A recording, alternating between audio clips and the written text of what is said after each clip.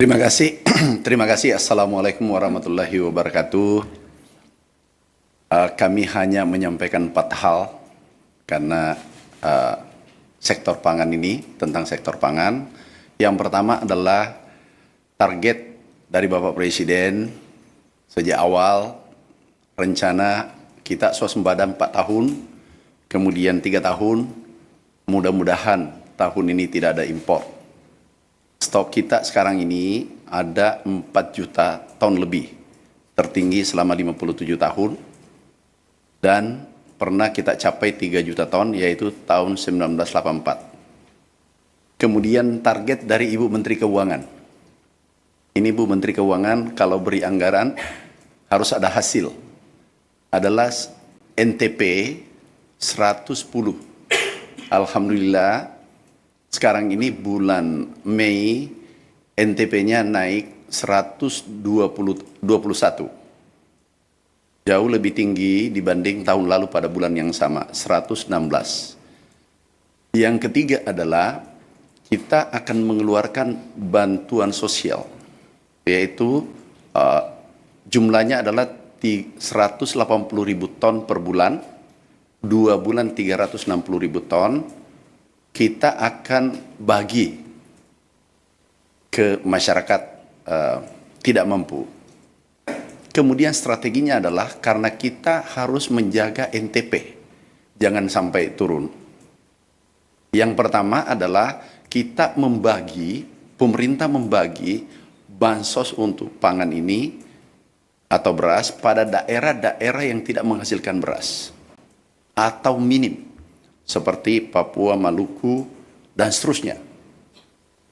Kita distribusi ke sana bisa sekaligus 2 bulan.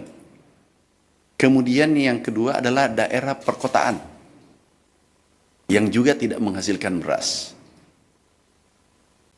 Yang ketiga adalah daerah penghasil khusus di Pulau Jawa harus kita lindungi. Kita melihat kabupaten yang harga beras sudah di atas HPP yang telah ditetapkan oleh pemerintah.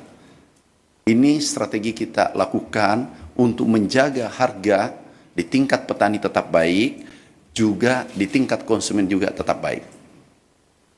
Sekali lagi, alhamdulillah sekarang sektor pertanian pertumbuhan NTP-nya cukup baik dan stok kita cukup aman karena yang kita akan keluarkan hanya 360.000 ton dan kemungkinan bulan ini serapannya bisa 400 sampai 500.000 ton.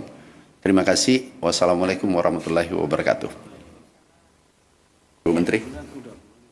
Ibu Menteri. Silakan. Ibu izin bertanya, saya Akbar dari Bisnis Indonesia. Sebelumnya kan Pak Menko Airlangga mengatakan bahwa ada 6 paket insentif yang belum disampaikan tadi. Kan tadi yang disampaikan ada 5, yang belum disampaikan itu ada diskon tarif listrik sebesar 50% kepada 79,3 juta rumah tangga. Ya. Itu kenapa jadi tidak ada ya Bu? Apakah ada pertimbangan tertentu mengapa diskon tarif listrik ini akhirnya tidak dilakukan? Terima kasih. Kita sudah rapat di antara para menteri dan untuk pelaksanaan diskon listrik ternyata untuk kebutuhan atau proses penganggarannya jauh lebih lambat.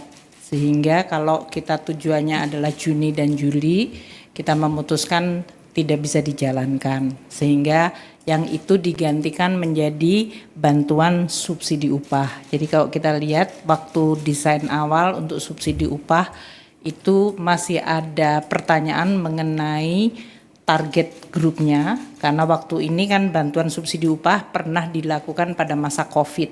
Waktu itu data di BPJS masih perlu untuk dibersihkan, sama seperti tadi data Zen.